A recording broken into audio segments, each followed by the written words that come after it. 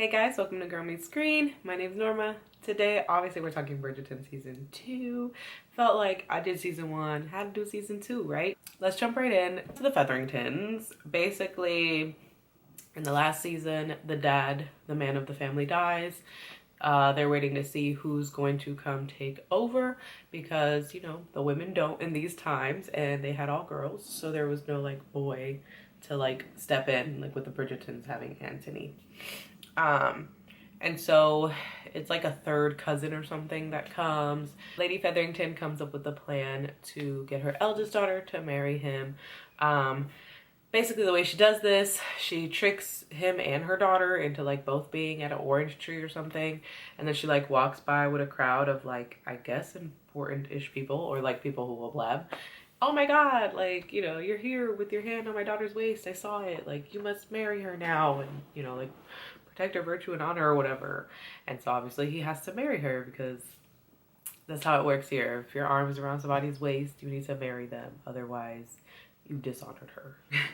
Taking away her virtue by holding her waist. Then she finds out, he tells her, that he's actually poor. The jewels and stuff that he has from the mines are fake. And so he's like, the only way we could have money was to marry money. And which is why he was trying to marry, Krishana, whatever the, what's the girl's name? Credessa, I think. Credessa or whatever. She's like the little like evil chick with Daphne in the first season. And he's trying to marry into that family, but the mom, Lady Featherington, worries because she thinks that he's trying to like marry them and then they're gonna kick her out. So that's why she does what she did with her daughter. So now they're like, well, what are we gonna do? So basically she helps them come up with this plan to like scam people out of money for the fake jewels, and like they like won't notice because like she has this jeweler come out to test one and he doesn't even notice. So she's like, we kind of got this. And yeah, so then we have, how do we move through here? Well, with the Featheringtons, you know, we know Penelope is Whistledown. Basically Eloise is still trying to figure it out. The queen thinks Eloise is Lady Whistledown, so she's kind of like, I'll expose you if you don't like, I think she wants her to like, I don't know, post a certain thing or something. So Eloise is telling Penelope like, I'm just gonna post a fake one to buy me time to find the real Lady Whistledown. And Penelope is trying to be like, you gotta let it go, da da da. And Eloise, in her storyline, she also meets this boy, like in the poor community or whatever, because when she's looking for Lady Whistledown, she goes to where Penelope, you know, gets everything printed and all that. She figures out that's where Lady Whistledown prints her stuff, all this stuff. She meets this boy, they become really close, you know, they're political radicals or whatever, revolutionaries. And so, you know, Penelope knows about that. So I do enjoy Eloise's storyline. Basically, okay, I'll just kind of go, yeah, I'll go her, Penelope, and then we can move on to, I guess, Colin. But, so basically, Eloise is trying to discover Lady Whistledown. She meets this boy, she connects with this boy. Then, basically, she realizes that Penelope is Lady Whistledown because Penelope is, like, on the wall, and she hears this gossip, and she's like, Eloise, you won't believe, da-da-da-da. And Eloise is like, you said that an awful lot like Lady Whistledown. And so then Eloise searches her room, finds like the money she's made from it and all this stuff. And she's still trying to deny it to her. And she's like, you know, you sounded just like Lady Whistledown today. I just caught on, like you're always on the wall being a wallflower, blah, blah, blah. And they have this big blowout. She's like, you know, you told like secrets, things I told you in confidence. Like, why would you do that? And she's basically like, it was the only way to save you. And she's like, no. So yeah, obviously that friendship ends. After that, Penelope goes looking for Eloise. I'm assuming to like apologize or be like, oh my God, no, like we can't not talk. And runs into Colin talking to his friends, and his friends being like, you're gonna marry Penelope. And he's like, I would never. So now she's double crushed. Friendship and crush. So she like becomes Lady Whistledown again, I guess. And she's like, well, F this then. I'ma be this. And so yeah, that's the Featheringtons, that's Penelope, that's Eloise. Moving along to Colin, the most interesting of the bunch, I would say. I'm very interested in Colin's story because I'm trying to figure out like why they have him go visit Miss Thompson and all of, you know, like I'm like, is there more to that? Was that just their way of like pivoting him in the direction he's gonna go for like his season or whatever? So we'll see what that means. But basically he goes to visit Miss Thompson and she's like, you know, like I'm chilling. I may not love him, but I'm chilling. Like comfy life, comfy, happy-ish wife, kind of. She basically tells him like, you need to grow up. Like the world we live in doesn't work like that. You can't just like love and be happy or whatever. Like be realistic, she basically tells him. She also tells him like Penelope likes him and stuff. And it seemed like he was kind of like, oh, you know, like gave it some thought, because there were some scenes with Penelope where he was like, you know, I appreciate your friendship, or like kind of these moments where you were like, is he seeing her differently, like because of what she said? But I guess nothing comes of it, because then he says that's to his friends. Now we don't know if he was just saying it to like, you know, guys are guys, or if that's how he really feels. But that's the deal with Colin in that. But Colin also takes on a little detective role this season. He's like gonna go into business with Mr. Featherington, and basically the Duke's friend from the last season is trying to open up a gentleman's club. He's been trying to get the Bridgertons to kind of get people in there, like trying to get everyone to get people, you know, trying to make it successful. And so Colin and Mr. Featherington are meeting there one day, and he basically tells Colin, like, this dude's a phony and a fake, like, watch out for him. And so in order for Colin to, like, see what's up, he has to, like, tell dude off, and he's like, watch yourself, blah, blah, blah, blah. So basically Colin discovers that the jewels are fake and all of that, and so he, like, is telling Penelope, and Mr. Featherington and Lady Featherington walk in, the cousin Mr. Featherington. And he's basically like, I know your secret. I know what you're doing. And he thinks that he's like taking advantage of the women who were left alone, like Lady Featherington and her daughters. And he's like, I know, like, you're just here using them, blah, blah, blah. Like, take your stuff and go, or there'll be consequences. And so, yeah, that's Colin's role this season. Like I said, I'm interested to see a story. Is there something going on with Miss Thompson? Is something gonna happen with Penelope? Now realizing not realizing, I knew there were books, but like there's like 7 of them. I was watching this girl on YouTube kind of like rank them or review her thoughts and all that, and I was like, ooh, I'd love to like read them and talk about them. I would have to talk about them one by one, because there's no way I could do like she did and like rank all, and like, because I'll forget storylines as I read different ones. Back to the Featheringtons really quickly. Lady Featherington throws this like ball at the end, and that's where she kind of like schemes to like get dude out of the picture. And she basically tells him like, we forged your signature on some shit, like it looks like you're shady and you used us, so like you're gonna bounce. This is how much money I'm giving you to bounce. When one of my daughters has a boy, everything goes to that little boy. Like, you're gonna leave and not come back here, da da da da. And yeah, bamboozled is what happened to him, because he was like, what, you were in on it too? And she's like, I don't know what you're talking about, bye.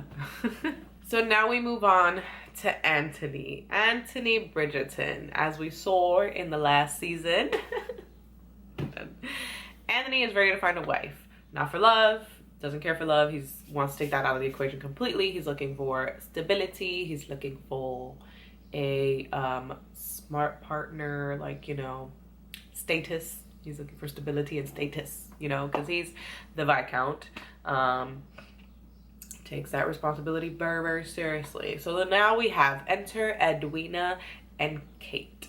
Their mother used to be like of high status here, but then she married a poorer man who is Kate's dad. Kate is her, like, what is it, stepdaughter, right? Like she was the dad's daughter from before. I guess the mom passed or something. And so she marries this man. They move to India because her parents essentially are like disown her, you know, like, not gonna be with this guy. So she goes to be with that guy. He passes, so now they've returned. So unbeknownst to Mom and Edwina, Kate has made a deal with the mother's parents, the rich grandparents, that if Edwina finds an eligible bachelor and marries, they will get their trust. Her mom and sister will be taken care of. She plans to go back to India and just continue being a spinster, old maid, whatever it's called, you know, like never married, just chilling. So she's all focused on like Edwina. She's made her this like beautiful, perfect diamond. Yeah, and so she's back. Like I said, her mom and her sister don't know. Lady Danbury figures it out. Lady Danbury's who they're staying with. Forgot that part. So yeah, so basically Anthony and Kate run into each other, a little meet cute thing on horses. He takes a liking to her, but then she like overhears him talking to some friends in a negative way about women, and she's like, no, you ain't who I thought you were. So moving right along. But also in this, he sees Edwina, because once again, he's not looking for love, he's not looking for like interested things, so he's like, yeah, whatever. So he sees Edwina and he's like, her, that's it, that's all, baby, that's it, that's all. Because Edwina gets determined the diamond by the queen, and so he's like, of course I'm marrying this diamond. But of course Kate is like, no, he's a pig and he's gross, man, yucky. So yeah, throughout it, it's like her trying to cock block him getting to her sister, but her sister ain't having it. Her sister's like, I want to get to know him, like, what's up, like, it's okay, like, give him a chance. Because he basically ends up being like honest, like, you know, like, I'm like, yes, I am this and this and this or whatever, like all the things her sister thinks he is. And he's like, but I will take care of you, like, I will, he's like, I will take good care of you, you know, like, I like, we will live a good happy life, basically. And so Edwina's all about it. I think they both seemed kind of on the same page, where Edwina was like, I don't think love was her main priority. I think her main priority was like a good dude who will take it, like, will be taken care of, basically.